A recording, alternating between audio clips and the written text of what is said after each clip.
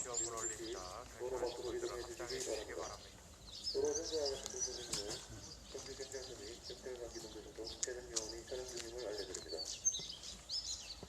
이 땅의 평화를 간절히 기도합니다. 거룩하신 법신분 사안이시여, 이 정상화에 저항하는 평화 행동을 맞아 오늘의 기도와 행동이 소성리와 김천의 평화가 되고 나아가 한반도와 세계의 평화로 이어지길 염원하며 간절한 마음 모아 기도 올립니다. 법신불 사안이시여, 가장 무거워야 할 입에서 너무도 가볍게 전쟁이라는 단어가 쏟아지고 공정과 정의라는 단어가 어느 때보다 그 의미가 퇴색되어가는 요즘입니다.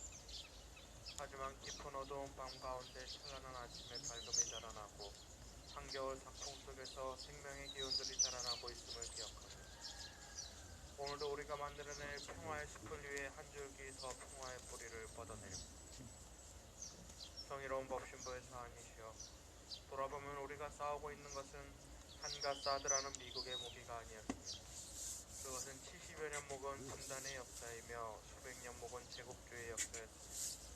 그리고 생명의 연대를 끊어내어 내 삶의 주인 정신을 빼앗으려 하는 모든 것들이었습니다. 정산종사께서 천천의 기운이란 새시대에 어긋나는 정신이니 지난해의 묵은 잎은 어쩔 수 없이 떨어지고 새해 새잎이 득세하는 것 같이 이기옥이나 미신 등과 같은 과거 시대의 묵은 정신은 결국 세상에서는 발붙일 곳이 없게 되리라 말씀하셨습니다. 상대를 죽이고 자신만 살아남으려는 이기옥으로 만들어낸 분단과 제국주의, 남을 지배하려는 부당한 권력의 역사는 결국 상생과 평화가 실현되는 시대에는 발붙일 곳이 없음을 마음에 새기며 우리가 새로운 평화의 역사를 만들어갈 것을 다짐합니다. 자비로 함께 하시는 법신불 사안이시여, 소성리와 김천의 평화를 기도합니다. 한반도의 평화를 기도합니다. 이 땅의 평화가 깨어진 모든 곳에 다시 평화가 깃들기를 기도합니다. 여기 상처 입은 생명들이 모여 자주를 노래하고 연대에 춤을 추니 한량없이 큰 은혜를 내리시어 상생과 평화의 길로 쉼없이 나아가게 하소서. 한마음 모아 간절히 비옵나오니.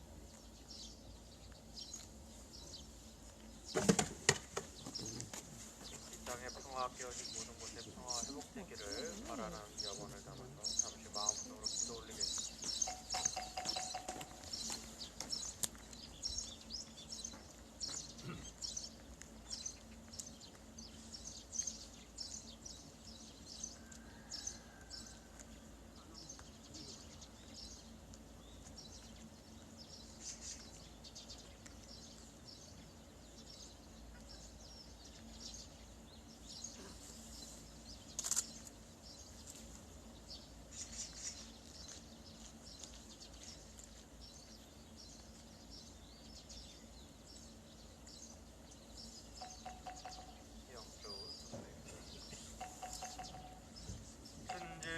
천지영기하심정 만사의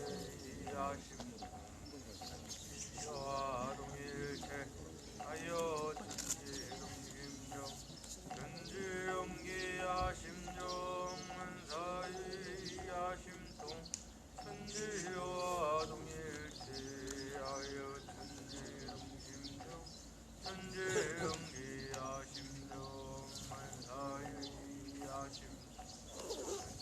와 동일체 하여 천지동심정.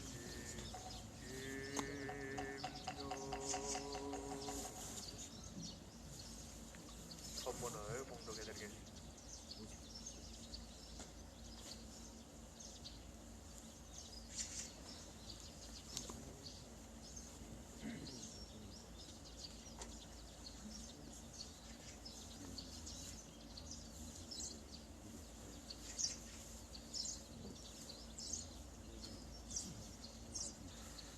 말씀하시기를 소중한 인연에 두 가지가 있으니 혈연과 법연이라. 혈연은 육친의 가족이요 법연은 법의 가족이니 혈연과 법연이 다 소중하나 영생을 놓고 볼 때에는 혈연보다 법연이 더 소중하니라. 또 말씀하시기를 공부하는 동지라야 영법의 동지가 되나니 일시적인 사업이나 이해만으로 맺어진 인연은 풀어지기 쉽나니라. 이상은 정산정사법화 원리편 58장 말씀입니다.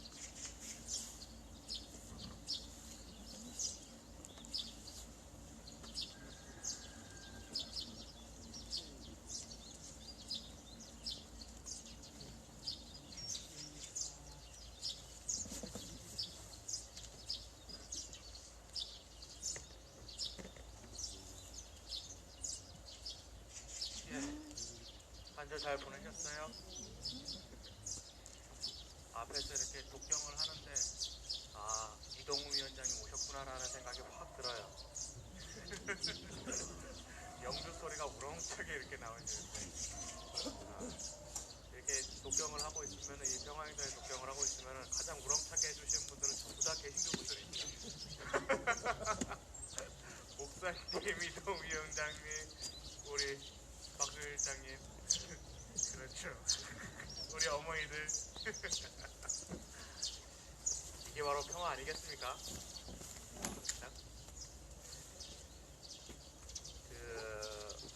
어제가 세계 행복의 날이래요. 몰랐어요? 그런 게 이제 네이버에 뜨더라고요. 세계 행복의 날 이런 게 뜨더라고요. 네, 유엔에서 정한 거라는데 이 행복의 날에 발표되는 게 세계 행복지수라는 겁니다.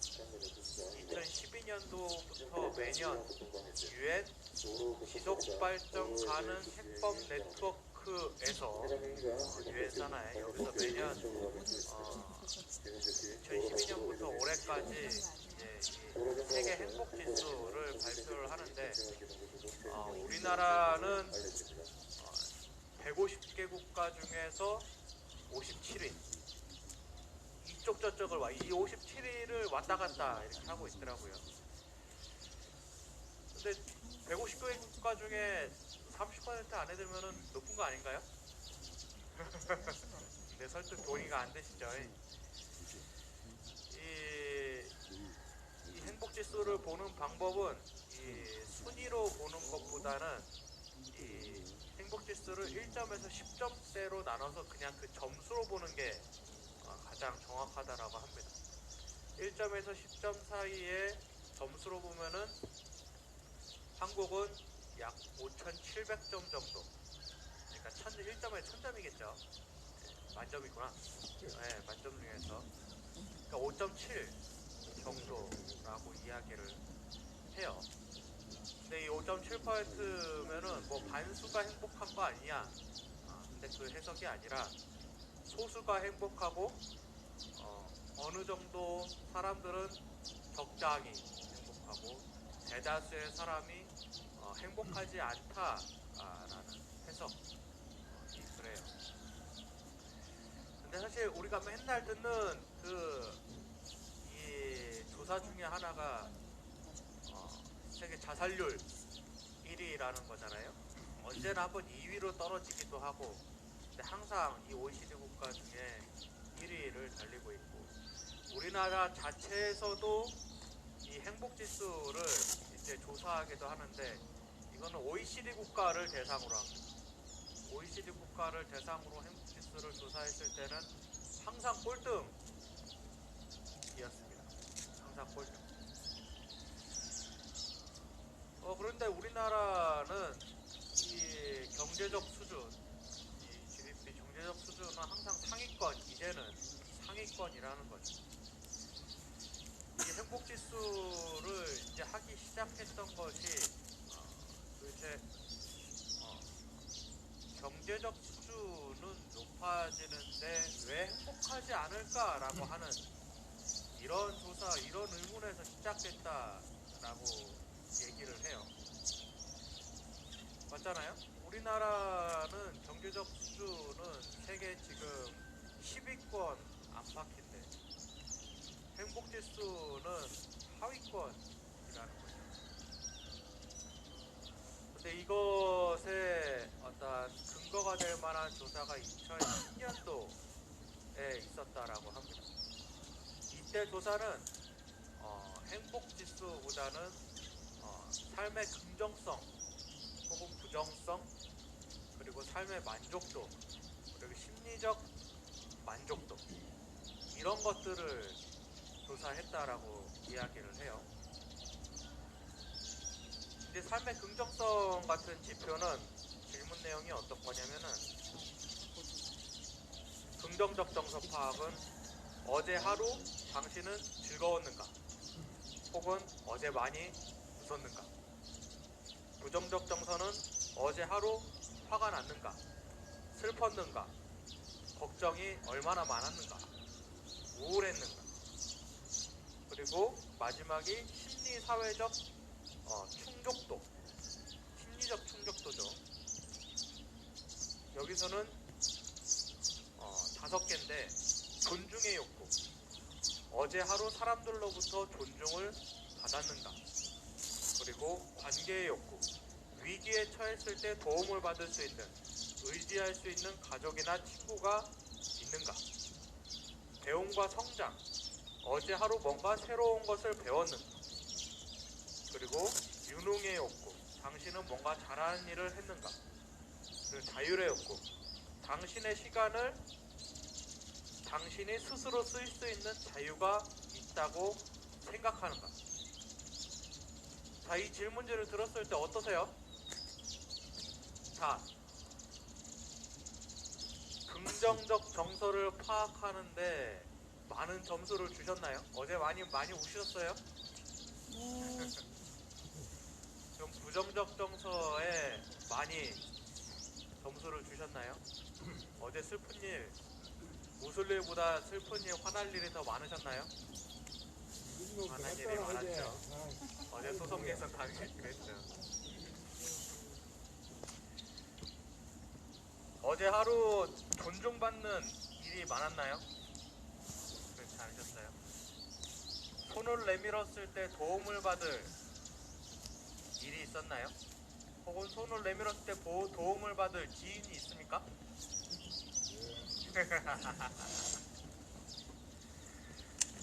이 지표 분석에 따르면은 행복하지 않은 우리나라 이유가 뭐냐?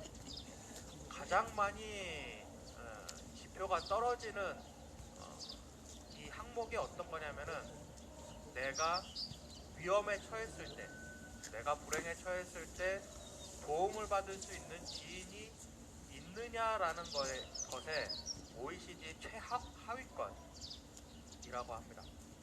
이제 이거는 이제 서울대 그 행복연구소라고 하는 이 극히 서울대 이제 교수가 이제 분석한 건데, 다른 지표도 중요하지만은 바로 이 내가 위기에 처했을 때, 뭔가 불행할 때, 손을 내밀었을 때 나를 도와줄 지인이 있느냐라는 지표가 OECD 중에 가장 낮다. 그리고 더 문제는 뭐냐? 이게 해를 가면 갈수록 이 지표가 낮아진다. 라는데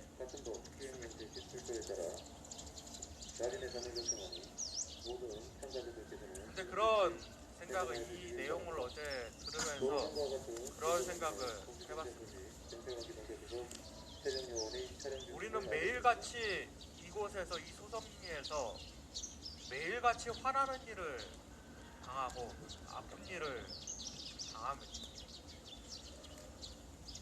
우리 사회 전반이 이 윤석열 정부 들어와서, 문재인 정부 시절부터 이 윤석열 정부 들어와서, 이제 문재인 정부에서는 어쩌면은 희망 고문을, 희망이 한번 끊기고, 윤석열 정부에서는 물리적, 심리적 아주 폭행을 당하고 있는 이 상황에서 어디나,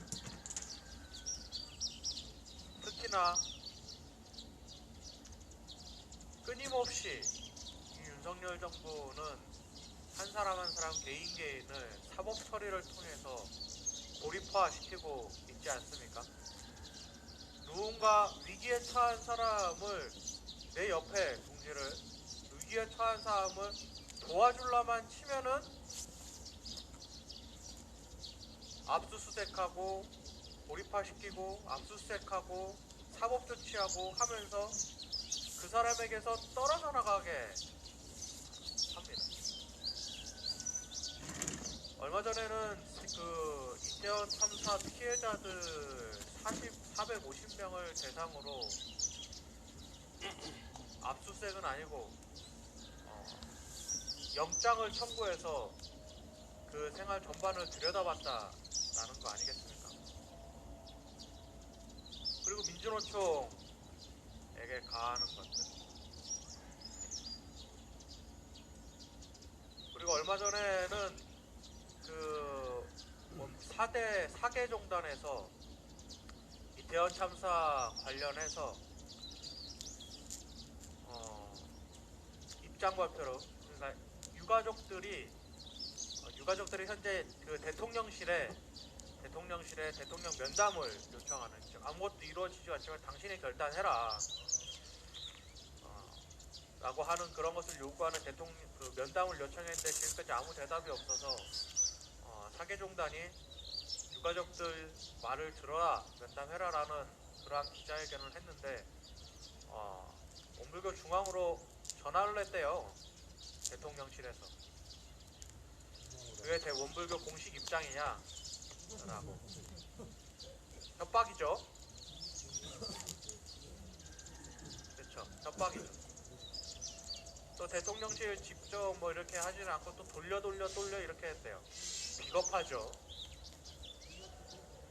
이게 바로 윤석열 정권에서 혹은 그 이전 권력자들이 했던 방법입니다. 근데 바로 이게 한 사람 개인의 어떠한 삶의 행복을 빼앗는 가장 최악의 방법이라는 거죠. 그런데 그들은 끊임없이 지들끼리는 끈끈하게 묶이려고, 지들 검찰 후배들 그리고 자기 동료들 꿈을 떨어지는 이권 나눔을 통해서 자기들끼리는 그렇게 그 연결고리를 힘없이 하려고 합니다. 그런데 그들도 본능적으로 아는 거죠. 그렇게 연결되지 않으면은 자신은 분명 죽을 수밖에 없다라고 하는 거. 그리고 반대로 저거를 끊어놓지 않으면은 또 내가 죽을 수 있다라고 하는 거. 근데 참 다행이라는 생각은 들었습니다. 어떤 면이 다행이냐. 저렇게 발악을 하면 할수록, 끊어놓으려 할수록 오히려 우리들의 국민들은, 특히 현장의 분들은 더욱더 서로의 손을 더욱더 꽉 잡으려고 하는 것이 지난 역사의 증거다. 그렇지 않습니까? 옛날 박근혜 때 그렇게 탄압을 했을 때 얼마나 끈끈해졌습니까? 그리고 문재인 정부 때 그것들이 흐릿해졌잖아요. 물론 그 본질을 아는 사람들은 더욱더 끈끈하게 잡았지만은, 근데 다시 서로의 손을 잡기 시작을 했습니다. 아까도 우리 지표조사 이렇게 제가 질문 드렸을 때,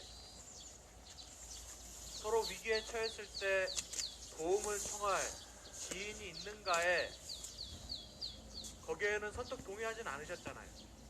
왜냐? 바로 옆에도 딱 있잖아요. 서로의 위기에 처했을 때, 힘들었을 때, 그 힘든 일을 함께 겪어내기 위해서 우리가 지난 7년 동안 여기 있지 않았습니까? 그렇지 않습니까? 어쩌면 우리는 최악의 많이 힘들고 정말로 괴롭지만은, 지난 7년 동안 우리가 행복할 수 있는 그 근거 뿌리는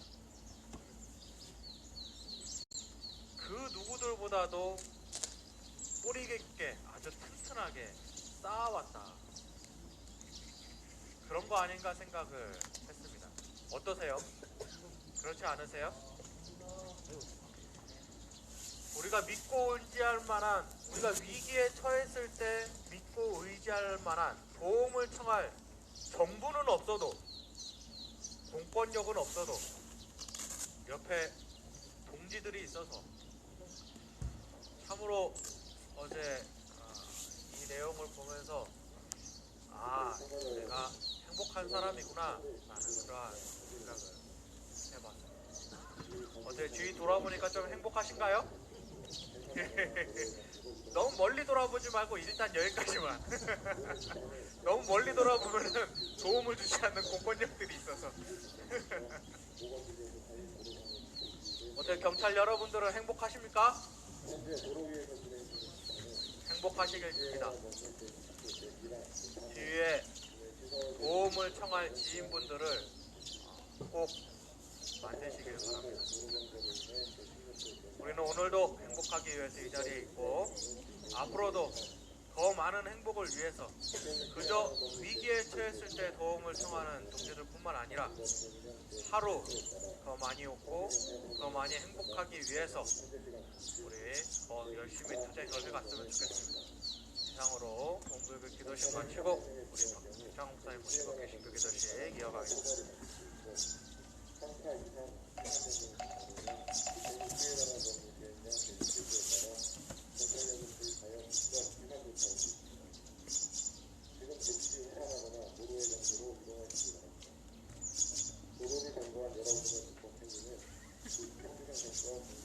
안녕하세요. 반갑습니다. 어제도 참 고생 많으셨어요.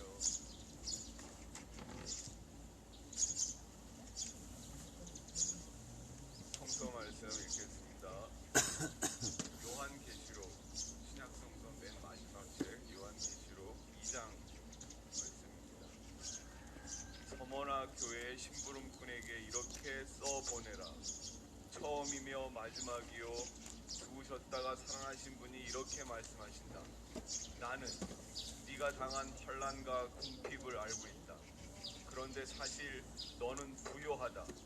또 자칭 유대 사람이라는 자들에게서 내가 비방을 당하고 있는 것도 나는 알고 있다. 그러나 사실 그들은 유대 사람이 아니라 사탄의 무리다. 네가 장차 받을 고난을 두려워하지 말아라. 보아라, 악마가 너희를 시험하여 넘어뜨리려고 너희 가운데서 몇 사람을 감옥에다 집어넣으려고 한다. 너희는 열흘 동안 환난을 당할 것이다. 죽도록 충성하여라. 그리하면 내가 생명의 멸관을 너에게 주겠다. 귀가 있는 사람은 성령이 교회들에 하시는 말씀을 들어라. 이기는 사람은 둘째 사망의 해를 받지 않을 것이다. 아멘. 말씀이 참 빈장하죠. 네. 저는 이 성서를 읽을 때마다 우리가 지금 우리 시대 이 한복판을 걸으면서 겪는 여러 가지 느낌, 또 우리가 느끼는 환경, 상황 이런 것들이 이때가 이제 2000년 전인데 고대인들도 똑같이 자기들이 정말 목숨 걸고 투신해야 되고 막아내야 되고 극복해야 되는 그런 상황이 있었거든요. 거기서 이제 그 나오는 말씀들이기 때문에 그래서 성서 말씀이 우리한테 생생하고 여전히 공감이 되는 것이 아니고 공감이 되는 것이다 이런 생각을 합니다. 제가 지난주에 그 에드가 스노우의 중국의 붉은 별 책 이야기 했잖아요. 이게 이제 2권짜리 책인데 제가 이제 2번째 책을 마저 읽었어요. 마저 읽고 제가 이 중국 공산당이 어떻게 생겼는지 제가 전모를 알았습니다. 이렇게 책을 읽기 전과 읽기 후를 이렇게 비교해 보면은 확실히 우리가 수박 겉핥기에 안 되게 되게 많이 알고 있는 게 수박 겉핥기예요.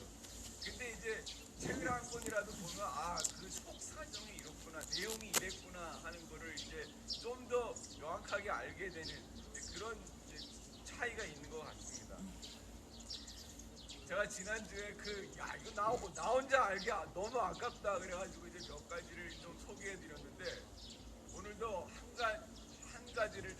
같이 나누고 싶습니다. 그 중국 공산당의 그 대장정을 할 때 그 중국 인민만 있었던 게 아니고 외국인도 있었어요. 그 외국인 군사 고문들이 있었는데 그 중에 한 사람을 좀 소개할게요. 오토 브라운이라는 독일 사람인데 중국 이름을 붙여줬어요. 이덕이라고. 네. 이 사람이 이제 그 중국 공산당 홍군의 이제 군사 고문 역할을 했는데 굉장히 결정적인 가오를 두 가지를 했더라고요. 그 첫 번째가 뭐냐면은 국민당에 19로군이라는 아주 막강한 부대가 있었어요. 홍군과 전투에서 한 번도 패배한 적이 없는 그런 부대래요.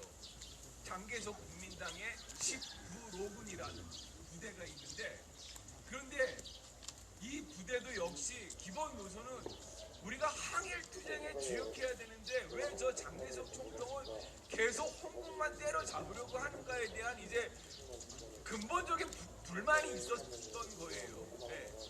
그런데 여전히 장개석이 이제 그 중국 공산당 홍군 이제 초공전, 그러니까 토벌 작전을 벌이는 것에 대하여 19로군이 이제는 더 이상 당신의 명령을 우리가 따를 수 없어 하고 공개적으로 거부하고 이제 그 치고 나간 거죠. 그러니까 장개석 입장에서 보면 이제 반란군이 된 거예요. 그랬을 때 중국 공산당이 이 19로군이 고립되지 않도록 같이 연대해서 국민당과 맞서야 하는데 이상하게 이 이덕 오토 브라운이 그냥 19로군과 중국 공산당에 결합하지 못하고 따로 행동하도록 그냥 분리시켜 버렸대요. 그런 바람에 19로군이 장개석 국민당 군대한테 아주 그냥 섬멸을 당해버렸어요. 이 중국 공산당과 19로군이 같이 연합했으면 그야말로 더 막강한 군대가 돼서 국민당도 어쩌지 못했을 텐데 그만 분리시키는 바람에 연대하지 않는 바람에 19로군이 고립이 돼가지고 그냥 섬멸당한 이런 이제 과오를 이 이덕 군사 고문이 했다는 거예요. 참 안타깝죠. 두 번째 또 과오가 있는데 그게 뭐냐면 장개석 군대가 이제 1차, 2차 여러 차례 이제 그 중국 공산당 섬멸 장전, 이걸 초공전이라고 하더라고요. 초공전. 그러니까 공산당을 초토화시킨다. 이런 뜻으로 보여요. 초공전을 벌였는데 제5차 초공전 때 이덕이 또 결정적인 과오를 범했는데 그게 뭐냐면 그동안 중국 공산당이 이 국민당의 초공전이 아무리 그렇게 이제 그냥 빗발치게 몰아쳐도 끄떡하지 않고 주도권을 찾았던 게 뭐냐면 기동전과 게릴라전이었어요.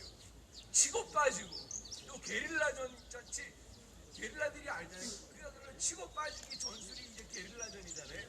그렇게 해갖고 계속해서 국민당의 공격을 무력화시켰는데 5차 초공전 때는 또 그전과 다르게 우리가 이제 진지전으로 나가자, 정규군들끼리 그냥 정식으로 붙어보자, 이렇게 또 이덕에 이제 제안을 한 거예요. 근데 그 군사회의에서 다들 그거 지금 우리한테 맞지 않는 전술이라고 했음에도 불구하고 어쨌든 그 이덕의 제안이 채택이 돼가지고 제5차 초공전 때는 중국 공산당이 그동안의 그 게릴라전, 기동전 대신에 진지전, 보루전을 한 거예요. 그러니까 자기네들도 딱 이렇게 이제 진지를 갖추고 다가오는 적을 맞서고 이제 정규군 대결을 했는데 거기서 착패를 합니다.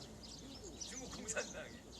그러니까 확실히 이 병력도 중요하지만 그 병력을 어떻게 운영하냐는 전술 전략이 그렇게 중요하더라고요. 근데 거기서 그렇게 이제 잘못 택한 전술 때문에 중국 공산당이 아주 대참패를 해가지고 막대한 이제 병력을 이제 잃는 거죠.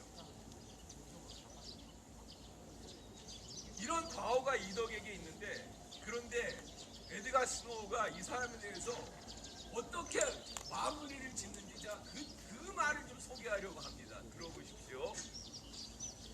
그러나 이덕이 이렇듯 실수를 저질렀다 할지라도 중국식 전투 방법과 중국의 지형에 관한 오랜 경험을 통해 그가 서양인으로서는 가장 훌륭한 중국 군사 전문가의 한 사람이 되었다는 것은 분명한 사실이다. 그리고 장정의 그 25,000이 대장정을 말합니다. 장정의 혹독한 고난을 견디어낸 사람으로서의 그의 개인적인 용기는 찬사받을 만했으며 그것은 또한 전 세계의 말뿐인 혁명가들에게 보낸 일종의 도전장이기도 했다. 전 세계의 말뿐인 혁명가들에게 보내는 일종의 도전장이기도 했다. 이덕이 그런 군사적인 과오를 행하긴 했어도 중국 공산당과 처음부터 끝까지 함께 동고동락을 한 거예요. 그 중국 땅에서 중국 인민들도 그냥 그렇게 견디기 힘들었던 대장정을 서양 사람이 그 속에 섞여서 같이 했으면 얼마나 더 힘들지 않았겠어요? 네. 몇 가지 에피소드가 나오는데 이 사람 발이 엄청 컸나 봐요. 11문이라고 하는데 11문이 어느 정도인지 모르겠는데 그 11문에 맞는 신발을 구할 수가 없어가지고 아주 그냥 애를 먹었다고 하는 거죠. 네. 그러니까 그 단적인 예로 그렇게 서양 사람으로서는 맞지 않는 그런 환경 속에서도 그럼에도 불구하고 처음부터 끝까지 이덕이 중국 공산당과 대장정을 함께 했다는 거예요.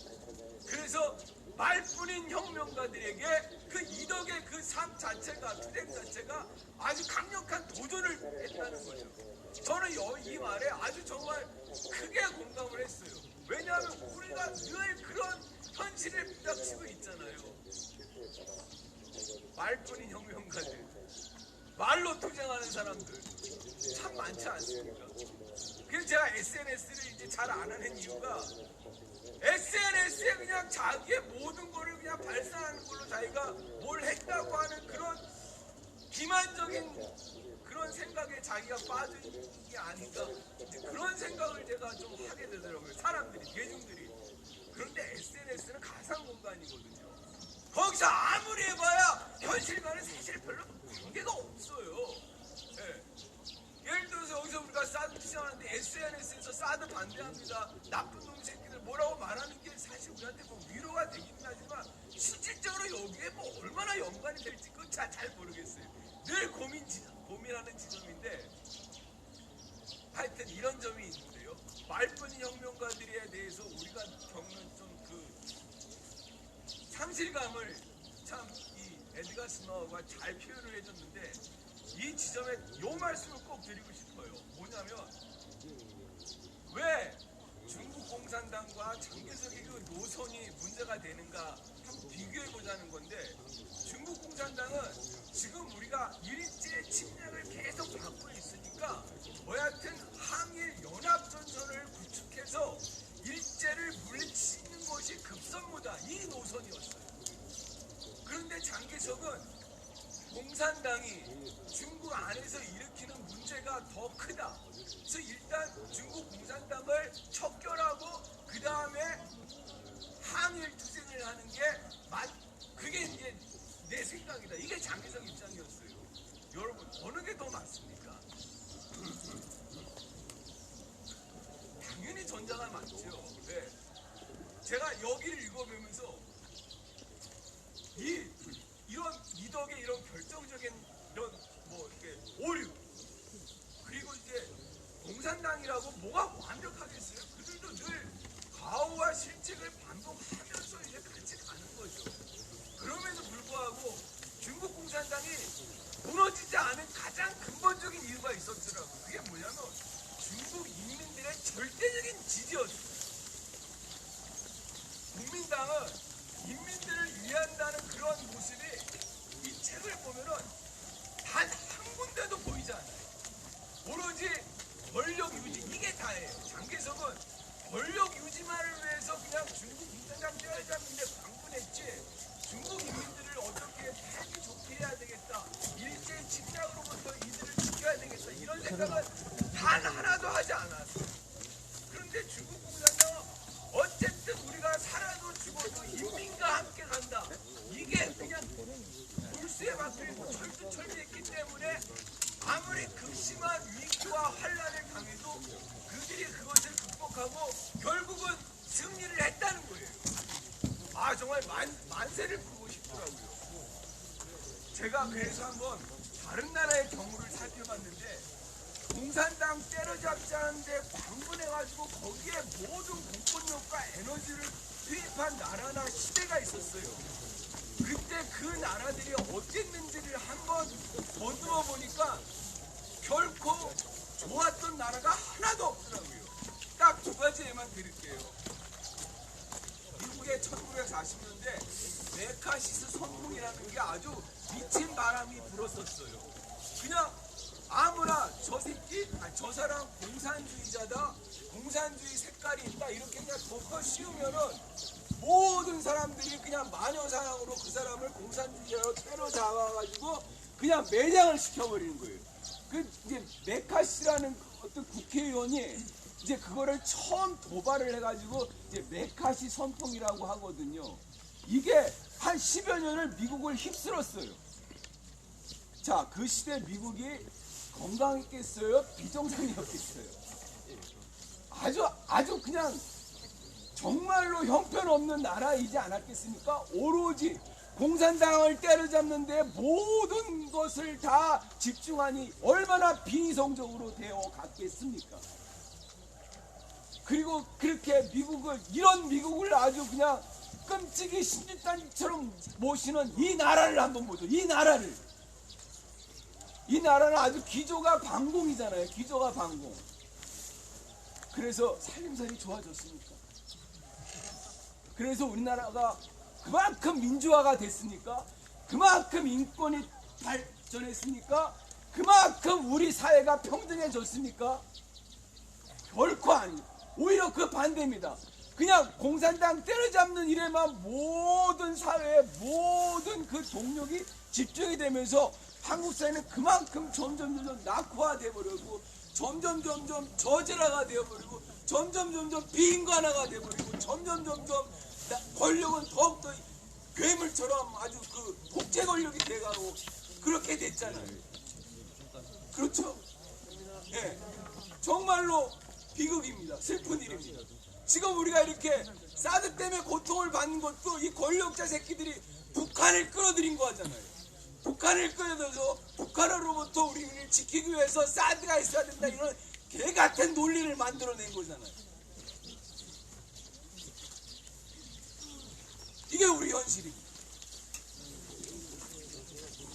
제가 오늘 성서 말씀에 이제 계시록의 한 교회, 서문화 교회 얘기를 들었는데, 여기 보면은 뭐라고 말을 하냐면은, 이 사람들이 이때 겪었던 고통이, 고난이, 환란이 참 우리한테 교훈이 됩니다. 뭐라고 말하는지 다시 한번 들어보십시오. 네가 장차 받을 고난을 두려워하지 말아라. 보아라, 악마가 너희를 시험하여 넘어뜨리려고 너희 가운데서 몇 사람을 감옥에다 집어넣으려고 한다. 그들이 겪어야 될 이제 환란을 얘기하는 거죠. 그러나 열흘 동안 환란을 당할 것이다. 여기 열흘은 이제 성서에서 숫자는 상당히 이제 그 수준이 있는데, 열은 이제 완전수라고 합니다. 그러니까 모든 게 꽉 차야 된다는 거죠. 그러니까 열흘 동안 너희가 그 고난을 피할 수 없다. 그냥 겪어야 된다. 감당해야 된다. 이것입니다. 열흘 동안 환란을 당할 것이다. 그 다음 말이 뭔지 아세요? 환란을 당할 것이니까 피해라, 뭐 숨어라, 그냥 굴복해라, 이게 아니고 죽도록 충성하여라. 그리하면 네가 생명의 멸류관을 받을 것이다. 이렇게 약속을 합니다. 여러분, 딱 우리한테 주는 말씀 아닙니까? 우리도 열흘 동안 환란을 당할 것입니다. 사드 투쟁을 하는 바람에 겪는 그 모든 수모와 고난과 고통은 우리가 지금 열흘을 채워가는 거예요. 그러나 모든 만물이 끝이 있지 않습니다. 끝이 있어요. 이대로만 영원히 가지가 않습니다. 열흘에 불과합니다. 열흘에 불과해요. 화무 11호이 그래서 열흘인가? 네. 그 다음에 열흘 동안은 우리가 겪어야 하겠지만, 그 여름 동안 우리가 할 수 있는 한 해야 합니다. 죽도록 충성하듯이 우리가 이 사드가 정말로 여기서는 안 돼, 한국 땅에서는 절대 있어서는 안 되는 전쟁 무기이고 우리와는 정말 무관한 인민들에게는 이렇게 정말 파탄에 이르게 하는 이런 나쁜 무기라는 걸 우리가 계속해서 투쟁하는 까닭에 지금 우리가 여기까지 오지 않았습니까? 제가 미군들이 한국 땅에서 그 대우받던 거를 한번 생각해 봤거든요. 그동안 미군이 우리한테 이렇게 깨라오 양키라고 노골적으로 반대를 당한 적이 있었습니까? 그냥 두 팔 벌려 환영을 했었잖아요. 처음 1945년 이 땅에 들어올 때 그 인천의 그 섬 주민들이 해방군이라고 열렬히 두 손 들어 환영을 했었는데 그 사람들을 폭격으로 기관총으로 다 그냥 몰살시켜 죽여버렸잖아요. 그 역사 아시죠? 그렇게 하여튼 간에 열렬하게 환영했던 한국 인민들을 그렇게 그냥 개돼지로 보고 함부로 지금까지 해왔던 양키 새끼들이 지금은 우리한테 노골적으로 거부를 당하고 있습니다. 이거 자체가 놀라운 진전 아닙니까? 맞습니다. 아주 획기적인 진전입니다. 게라우 양키라고 우리가 직접적으로 정면으로 정식으로 온몸을 다해서 외치게 된 거는 바로 사드가 우리에게 준 기회이지 않습니까? 그러니까 우리가 이 사드를 물리침으로써 정말로 이 땅을 지배해온 미제 새끼들도 우리가 함께 물리칠 것이라고 믿습니다. 아멘. 환란은 열흘로 끝납니다. 그동안 우리는 죽도록 충성하면 됩니다. 그럴 때 우리가 얻는 것은 생명의 면류관인 우리의 자주와 독립과 우리만의 제순편이시는 세상이 옵니다. 예, 성서 말씀을 우리가 오늘 우리의 투쟁하는 근원으로 삼고 오늘도 함께 힘차게 걸어갑시다.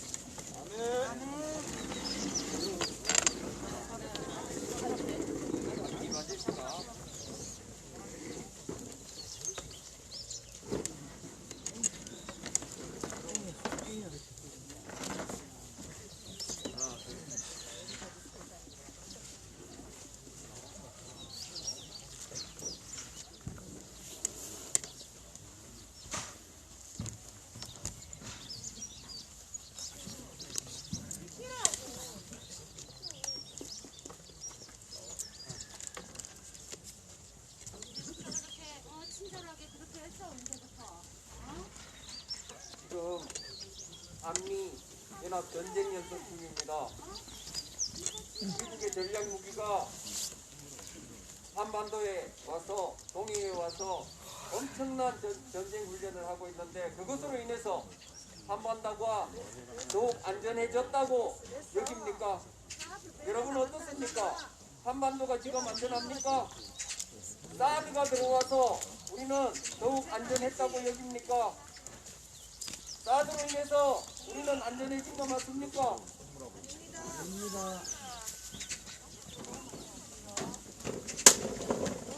무기가 강화되고 무기가 배치될수록 한반도 주변은 더욱 위험해집니다. 한미 전쟁 연습을 하면서 북한에서만 북한만 미사일을 쏘는 것이 아니라 중국도 전쟁 연습에 들어가 있습니다. 동북아 전체가 요동치고 있습니다. 이 새끼 한 마리가 온 천지를 시끄럽게 하듯이 윤석열이가 지금 동북아 전체를 시끄럽게 만들고 있습니다. 이런 상황 속에서 우리가 하루하루를 보내고 있습니다. 사드는 대한민국의 안전을 지키기 위한 무기가 아닙니다. 미국이 동북아의 패권을 장악하기 위해서 강제로 우리나라에 밀어넣은 침략 무기입니다. 그래서 우리는 지금도 사드를 침략하고 외칩니다. 사드로 인해서 우리는 더욱 위험해지고 위협을 받고 있습니다. 함께 외치겠습니다. 사드는 침략이다. 사드는 침략이다. 사드는 침략이다. 사드는 침략이다. 침략행위 돕지 마라. 침략행위 돕지 마라. 사드 부역하지 마라. 사드 부역하지 마라. 내국행위 하지 마라. 외국행위 하지 마라. 사드는 침략이다. 사드는 침략이다. 정부는 사드 부여 그만해라. 정부는 사드 부여 그만해라. 내국행위 그만해라. 외국행위 그만해라. 침략행위 돕지 마라. 침략행위 돕지 마라. 사드는 침략이다. 사드는 침략이다. 경찰은 사드 부여 그만해라. 경찰은 사드 부여 그만해라. 경찰은 소송리를 떠나라. 경찰은 소송리를 떠나라. 소송리는 주민의 땅이다. 소송리는 주민의 땅이다. 소송리의 군대는 필요 없다. 소송리의 군대는 필요 없다. 소송리의 경찰은 필요 없다. 소송리의 경찰은 필요 없다. 경찰은 소송리를 떠나라. 경찰은 소송리를 떠나라. 일주일에 5번 일주일에 5번 소송리를 짓밟는 소송리를 짓밟는 국가폭력 중단하라. 국가폭력 중단하라. 국가폭력 중단하라. 국가폭력 중단하라. 경찰폭력 중단하라. 경찰폭력 중단하라. 소송리는 주민의 땅이다. 소송리는 주민의 땅이다. 여기는 우리의 마을길이다. 여기는 우리의 마을길이다. 여기는 우리의 마을길이다. 여기는 우리의 마을길이다. 우리의 마을길을 우리의 마을길을 미군에게 내줄 수 없다. 미군에게 내줄 수 없다. 우리의 마을길로 우리의 마을길로 미군이 함부로 다니게 할 수 없다. 미군이 함부로 다니게 할 수 없다. 미군의 통행을 위해서 미군의 통행을 위해서 주민을 끌어내는 주민을 끌어내는 경찰은 사드 부여 그만해라. 경찰은 사드 부여 그만해라. 경찰은 침략행위 돕지 마라. 경찰은 침략행위 돕지 마라. 소송리는 주민의 땅이다. 소송리는 주민의 땅이다. 여기는 우리의 마을길이다. 여기는 우리의 마을길이다. 경찰은 소송리를 떠나라. 경찰은 소송리를 떠나라. 경찰은 소송리를 떠나라. 경찰은 소송리를 떠나라. 국가폭력 중단하라. 국가폭력 중단하라. 숨 좀 쉬고 살고 싶다. 숨 좀 쉬고 살고 싶다. 국가폭력 중단하라. 국가폭력 중단하라. 국가폭력 중단하라. 국가폭력 중단하라. 소송리의 군대는 필요 없다. 소송리의 군대는 필요 없다. 소송리의 경찰은 필요 없다. 소송리의 경찰은 필요 없다. 소송리는 주민의 땅이다. 소송리는 주민의 땅이다. 소송리의 사드가 웬 말이냐. 소송리의 사드가 웬 말이냐. 소송리의 미군이 웬 말이냐. 사드 뽑고 미군 몰아낼 때까지 사드 뽑고 미군 몰아낼 때까지 포기하지 않는다. 포기하지 않는다. 우리는 끝까지 싸운다. 우리는 끝까지 싸운다. 우리가 옳다. 우리가 옳다. 반드시 승리한다. 반드시 승리한다. 사드 뽑고 평화 심자. 사드 뽑고 평화 심자. 사드 가야 평화 온다. 사드 가야 평화 온다. 사드 뽑아낼 때까지 사드 뽑아낼 때까지 물러서지 않는다. 우리가 옳다. 소송리는 주민의 땅이다. 소송리의 경찰은 필요 없다. 경찰은 소송리를 떠나라. 한들 치료해야 된다. 국가폭력 중단하라. 숨 좀 쉬고 살고 싶다. 국가폭력 중단하라. 국가폭력 중단하라. 경찰은 소송리를 떠나라. 소송리 평화를 짓밟는 경찰들은 물러가라. 일주일에 5번 소송리를 짓밟는 국가폭력 중단하라. 나는 침략이다.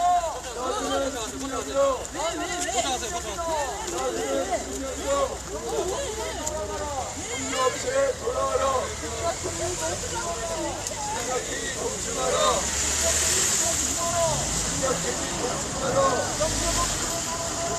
협력체 돌아와라.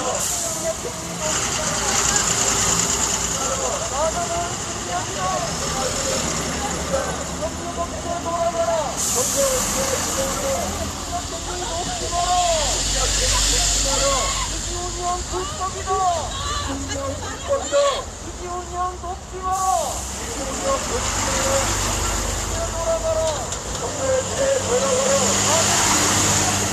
나그는 침략이다. 침략행위 돕지 마라. 침략행위 돕지 마라. 침략행위 돕지 마라. 침략행위 돕지 마라.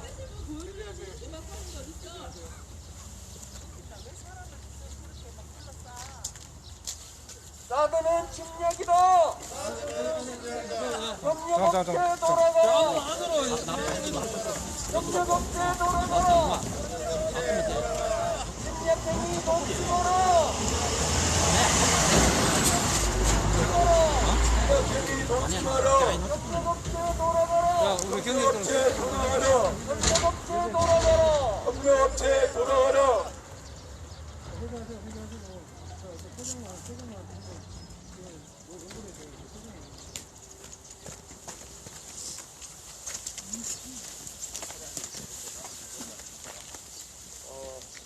오늘 목사님 말씀이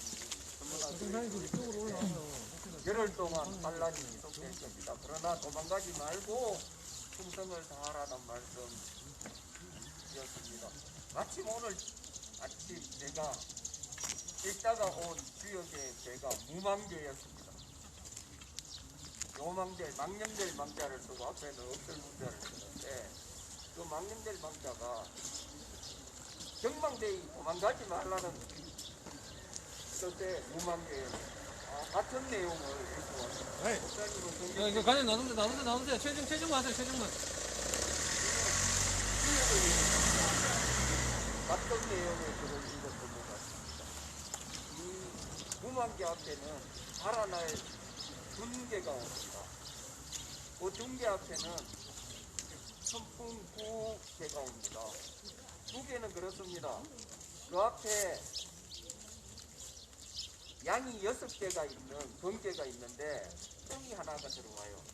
아주 강력한 음입니다. 앞으로 양을 다 잡아먹을 수 있는 강력한 음이 하나 배치가 됩니다.